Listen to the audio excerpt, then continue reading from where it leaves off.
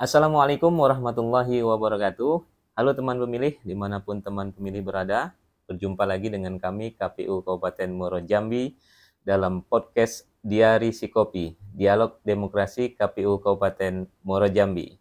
Teman pemilih, podcast KPU Kabupaten Muaro Jambi kali ini mengusung tema Podcast on Location, di mana kita berkegiatan dan langsung direspon dengan kegiatan-kegiatan melalui video podcast ini. Teman pemilih, pemilu sudah kita lalui, sekarang kita memasuki pemilihan kepala daerah serentak tahun 2024 yang akan dilaksanakan pada tanggal 27 November tahun 2024 nanti. Nah, tahapan demi tahapan juga kembali telah KPU Kabupaten Muaro Jambi laksanakan. Hari ini kita akan berdialog tentang daftar pemilih, di mana sampai dengan saat ini KPU Kabupaten Muaro Jambi telah menetapkan daftar pemilih sementara. Nah, saat ini kami sedang berada di lokasi kegiatan rapat pleno penetapan DPS pada tingkat Provinsi Jambi. Pada kesempatan kali ini, di hadapan kita sudah hadir Ketua Divisi Perencanaan Data dan Informasi KPU Kabupaten Muaro Jambi, Ibu Rika Kurniati Nasution. Selamat selamat malam. Sehat-sehat Bu ya? Alhamdulillah sehat. Mas Far sehat? Alhamdulillah sehat Bu. Baik Ibu, dalam kesempatan ini kita coba ngobrol-ngobrol di tengah kegiatan ya. Tadi baru selesai rapat pleno penetapan DPS untuk di tingkat provinsi. Nah, kita akan ngobrol-ngobrol sedikit, mengulik kembali proses awal pemutahiran data terkait kegiatan untuk pemilihan kepala daerah serentak ini.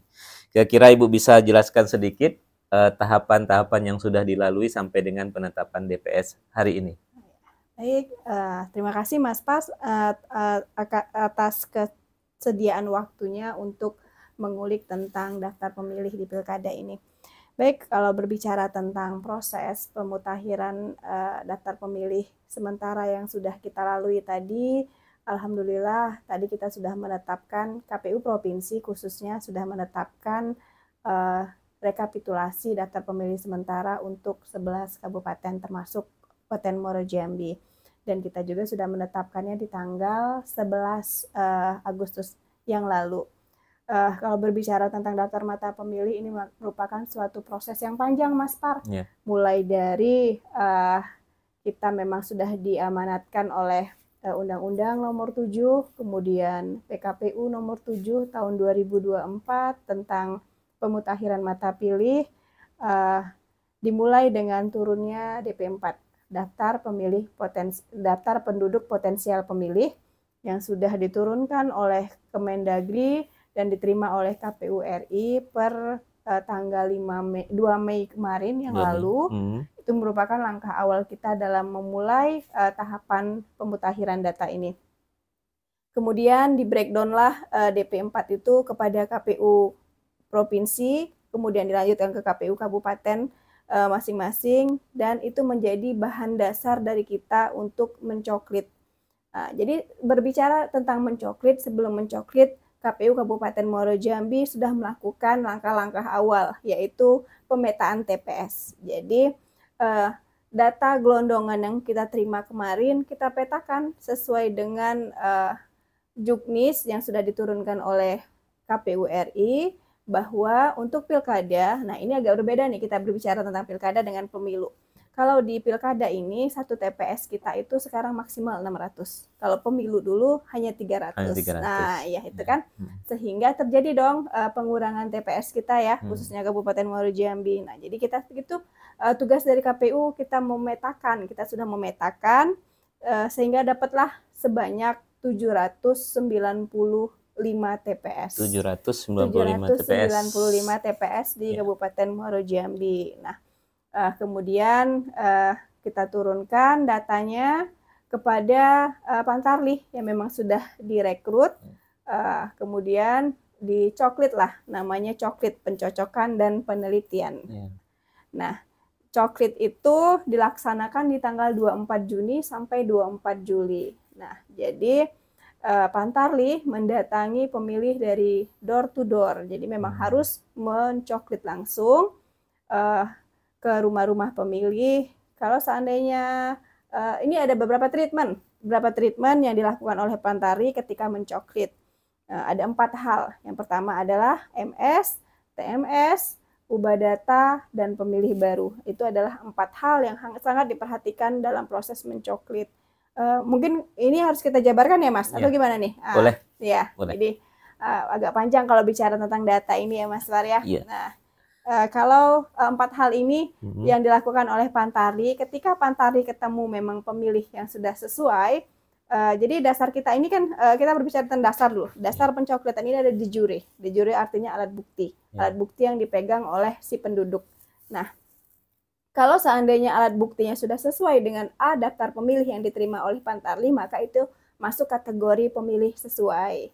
Nah, kemudian ketika ada pemilih yang memang dia tidak sesuai, apakah itu elemen kependudukannya, apakah nama, nomor NIK, nomor KK, dan lain-lain, nah itu masuk dalam kategori ubah data. Jadi si Pantarlih tersebut akan mengubah atau memperbaiki data kependudukan dari si penduduk tersebut.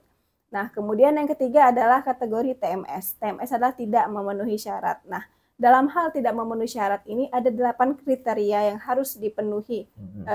Maksudnya 8 kriteria yang menjadi perhatian mengapa dia TMS. Misalnya saja ada yang ganda, atau sudah meninggalkah, atau dianya di bawah umurkah, warga negara asingkah, TNI kah, Polri kah, kemudian sudah pindah domisili kah, atau memang terjadi kesalahan penempatan TPS. Nah, itu ada 8 kriteria dalam TMS. Nah, ketika Pantarlih menemui salah satu dari TMS itu dan dibuktikan dengan de jure alat bukti, misalnya dianya meninggal nih. Nah, kita pemilih tersebut harus menunjukkan alat bukti bahwa dianya meninggal, misalnya berupa akte kematian atau memang surat kematian yang diurus dari kepala desa.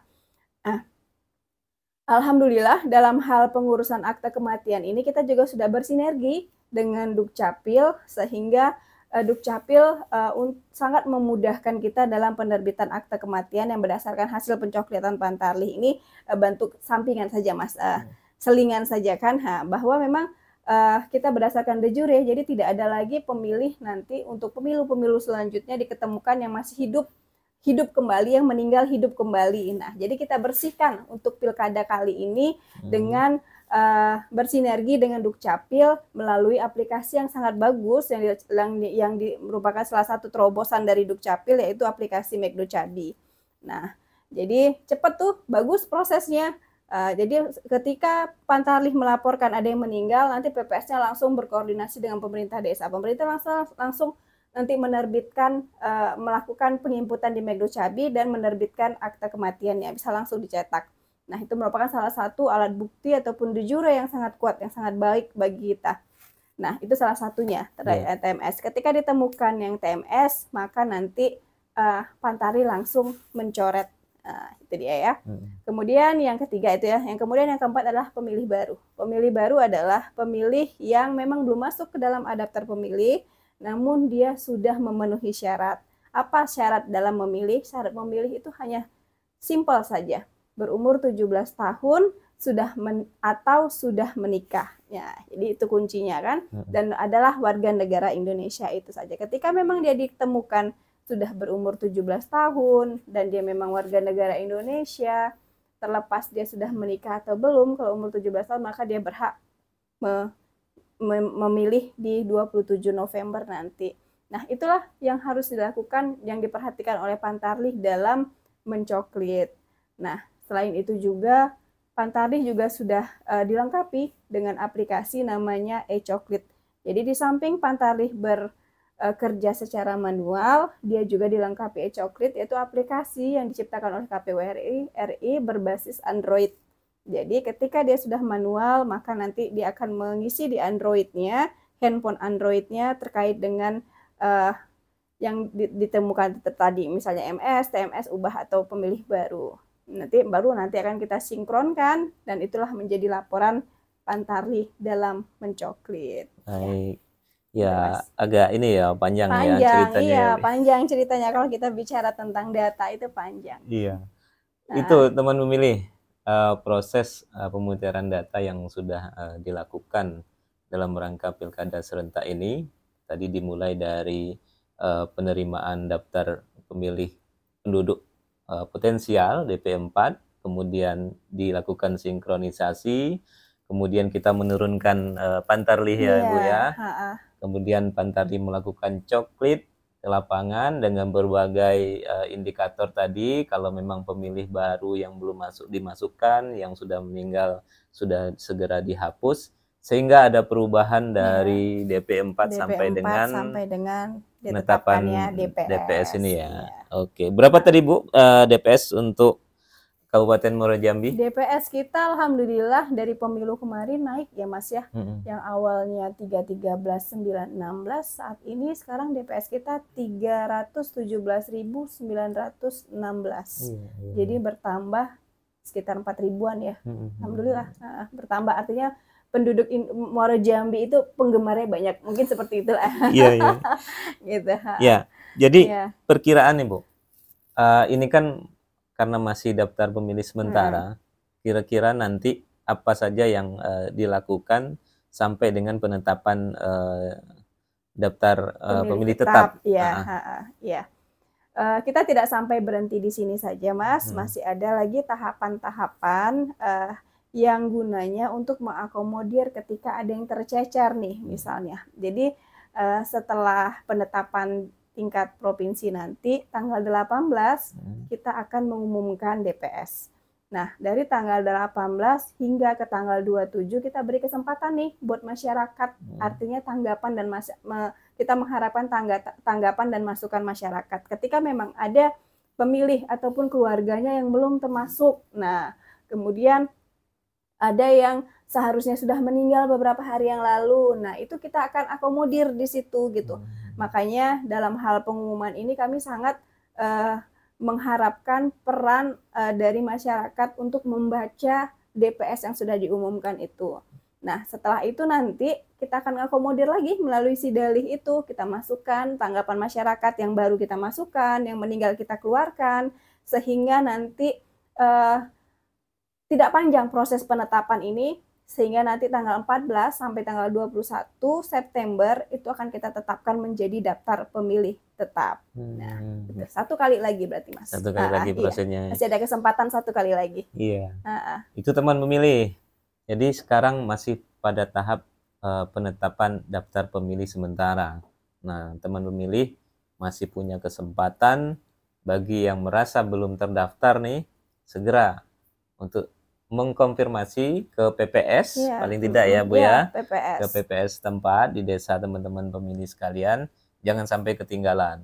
Karena kalau tidak terdaftar sulit ya Bu, tidak bisa memilih ya Bu kalau tidak terdaftar. Iya, sebenarnya kalau dia tidak terdaftar ya hak dianya untuk memilih dari pukul 7 sampai ke pukul 1 itu tidak terakomodir. Namun jangan khawatir juga, kita kan masih ada DPK ya, daftar pemilih khusus, nanti yang untuk kategori pemilih ketika memang tidak terdaftar dalam DPT, namun dianya sudah memiliki KTP yang terbaru setempat, nanti bisa kita akomodir lagi. Jadi jangan takut, pasti akan diakomodir. Ya.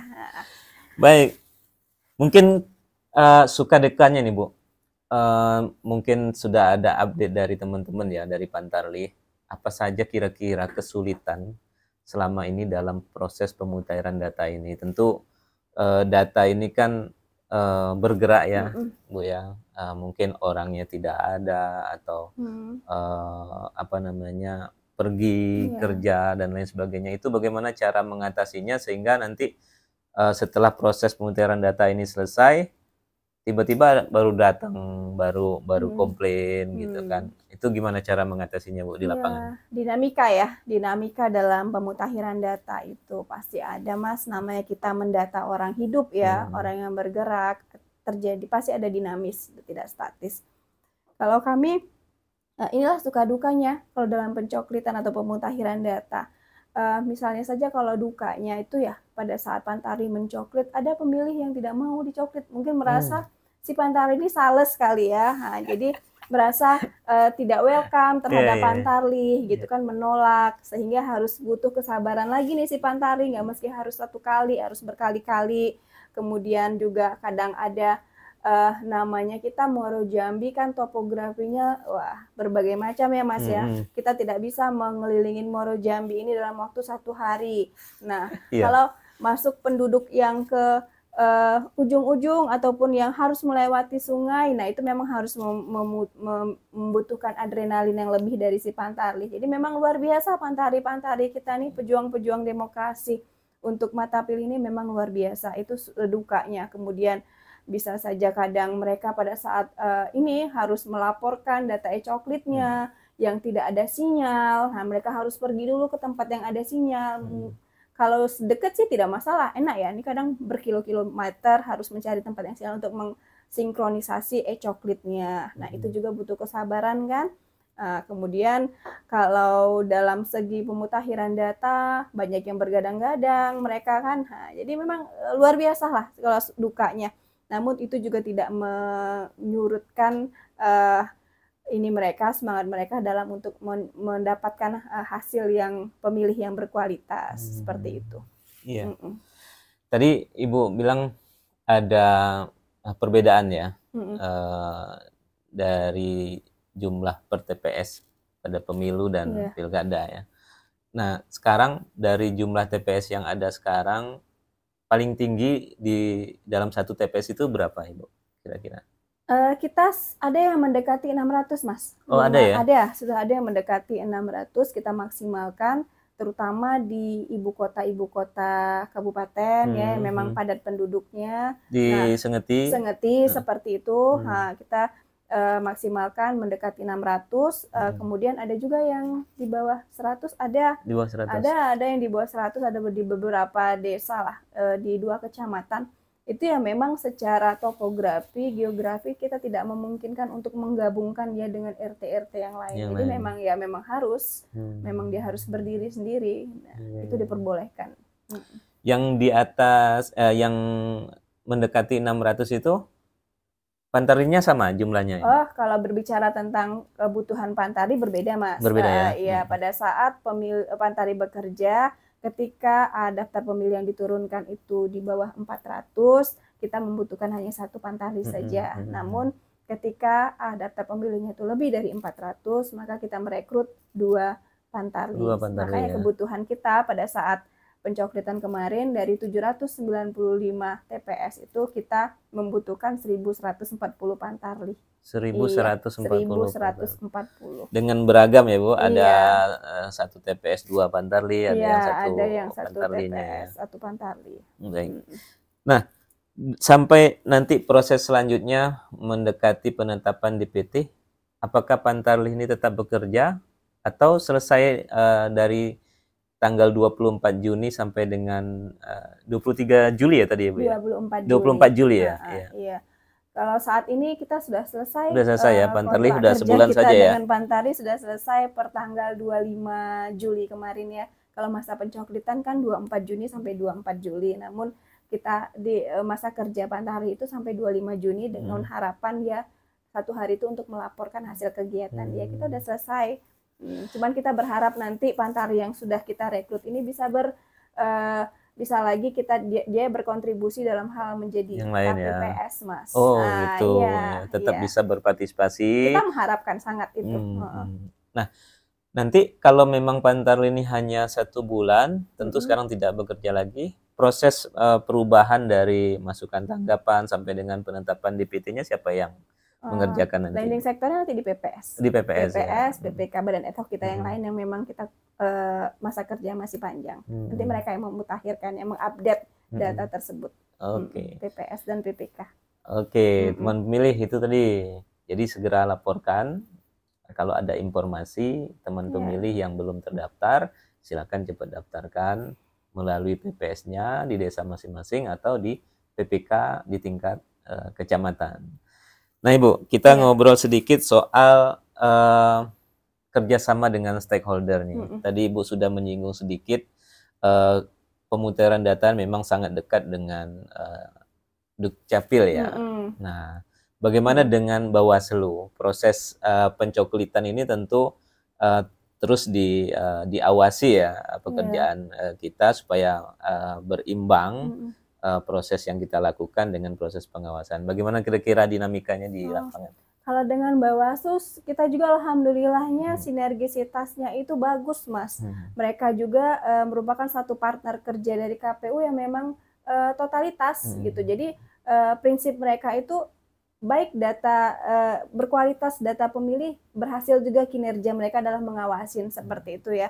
Jadi mereka sangat berperan aktif menginformasikan, misalnya saja nih, ini ada loh pemilih yang belum dicoklit. Nah, mereka tuh nggak segan-segan menginformasikan ke kita. Melaporkan ya? Melaporkan. Jadi kita tuh turun gitu. Nah, namanya manusia yang bekerja ya, Mas. Pasti ada kehilafan seperti itu kan. Dan yang tertinggal tuh dan tercecer itu diingatkan oleh Bawaslu, ini loh ada yang belum dicoklit misalnya. Terus ini loh ada yang sudah meninggal, tolong dong diiniin. Ini ada pemilih baru. Jadi informasi dari mereka itu sangat kami butuhkan gitu, sangat kita butuhkan. Dan misalnya saja dalam hal penambahan TPS, mereka menginformasikan juga ini butuh ditambah nih TPS-nya satu lagi, karena tidak akan mungkin menggabungkan beberapa RT yang memang jaraknya sangat jauh. Nah itu sangat kuat, jadi kita ada dasar dalam hal penambahan TPS. Memang bagus, sinergisitas kita dengan Bawaslu bagus juga. Terbukti pada saat kita pleno kemarin, alhamdulillah lancar luncur aja ya Mas ya. Di KPU Kabupaten kemarin lancar saja alhamdulillah, dan tadi juga di provinsi juga alhamdulillah cepat lancar saja. Ya? Alhamdulillah. Iya. Berarti memang perlu ada kerjasama ya, dan komunikasi yang baik antara KPU dan Bawaslu. Karena intinya kita sama-sama penyelenggara kan gitu ya Mas. Iya, benar-benar. Iya. Baik Ibu, ini kita ada informasi bahwa dari TPS yang ada, katanya ada yang dinamakan TPS khusus. Teman pemilih mungkin perlu tahu juga apa kira-kira yang dimaksud dengan TPS khusus ini. Inilah yang membedakan antara pemilu 2024 dengan pemilu sebelumnya. Di pemilu 2024 itu dimulai dari pemilu 2024 ya Mas ya, bahwa KPU RI membuka keran untuk TPS lokasi khusus. Nah, TPS lokasi khusus ini apa sih? TPS lokasi khusus ini di mana TPS didirikan di sekumpulan orang yang memang tidak memungkinkan pada saat hari H itu ke TPS reguler. Nah, kalau yang lain itu tuh 795 itu namanya TPS reguler ya, Mas. Yang biasa terdapat di RT-RT, nah itu TPS reguler. Nah, ini namanya TPS khusus. Nah, memang tidak memungkinkan gitu. Apa contohnya? Contohnya saja lapas, nah kemudian ada misalnya perusahaan, pondok pesantren atau lembaga pendidikan yang memang dia mau mengajukan dirinya sebagai lokasi khusus, kita akomodir.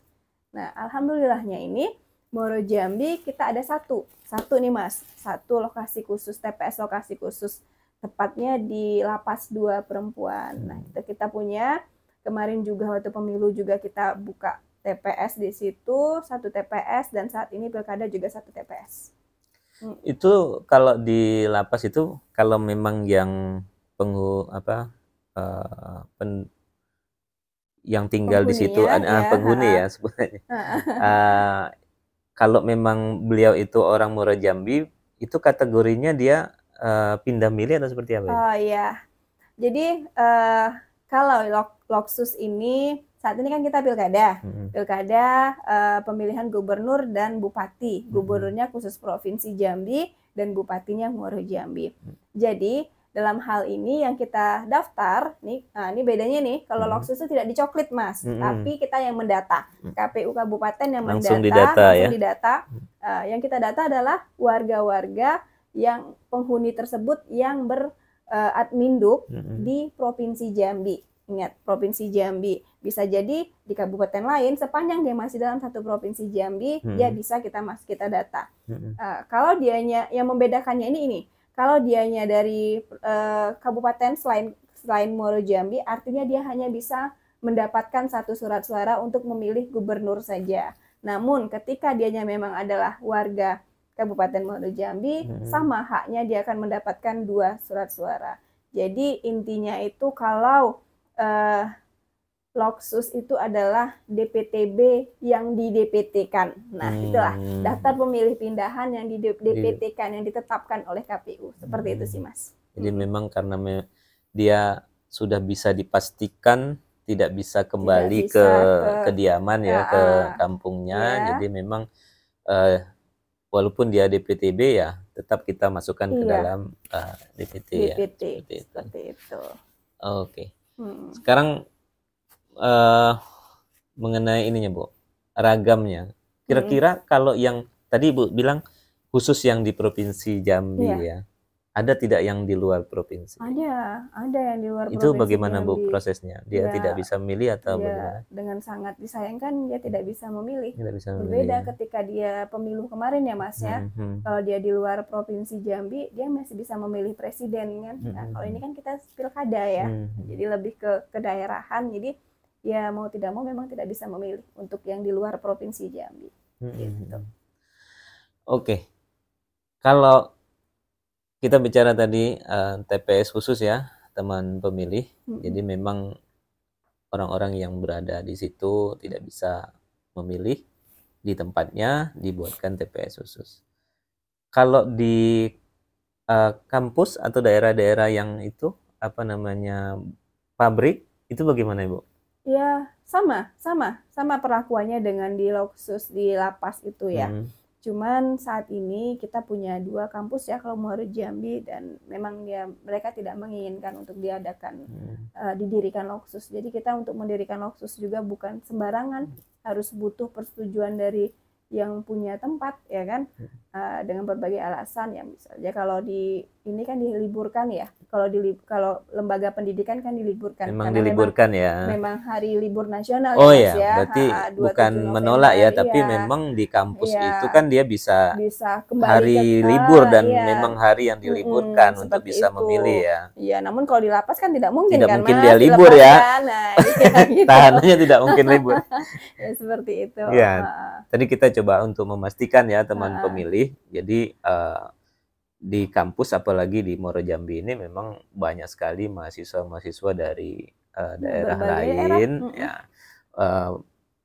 Tapi memang kesimpulannya bukan tidak bisa didirikan TPS khusus ya, tetapi memang pemilu itu ya atau pilkada itu ya memang sudah ditetapkan harinya menjadi hari libur secara nasional karena ini pilkada serentak. Jadi memang tidak perlu TPS khusus ya Ibu ya. Supaya jelas nih teman-teman pemilih. Jangan nanti teman-teman yang khususnya mahasiswa nih nunggu-nunggu nih. Kita silakan pulang dulu lah ke daerahnya masing-masing untuk bisa memilih di tempat teman pemilih sekalian. Ya, tapi bisa juga nih Mas, misalnya nih dia nggak mau pulang nih karena libur sehari misalnya. Nanti kita akan buka namanya tahapan DPTB, daftar pemilih tambahan, gitu. Di mana dikhususkan untuk pemilih yang pindah memilih. Misalnya dia nanti memprediksikan 27 November dia tidak bakal bisa pulang ke kampungnya.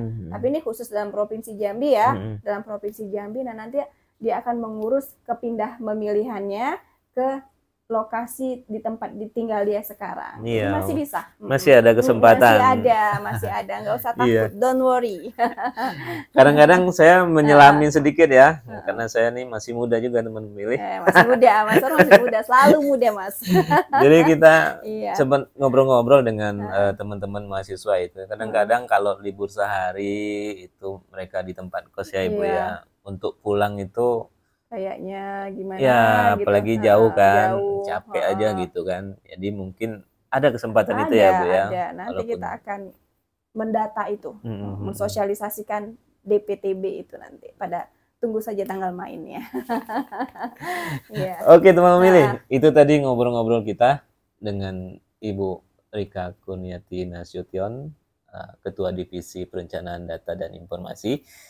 Sebagai closing statement, kita minta Ibu ceritakan suka duka menjadi komisioner dan harapannya untuk pilkada serentak tanggal 27 November nanti.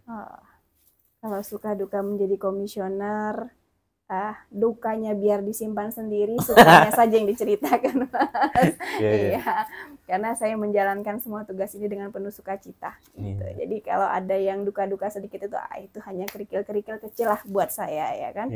Kalau harapan saya ini khususnya untuk pemutakhiran data ya, Mas. Kita sudah sangat sangat memaksimalkan dalam pendataan mata pilih ini.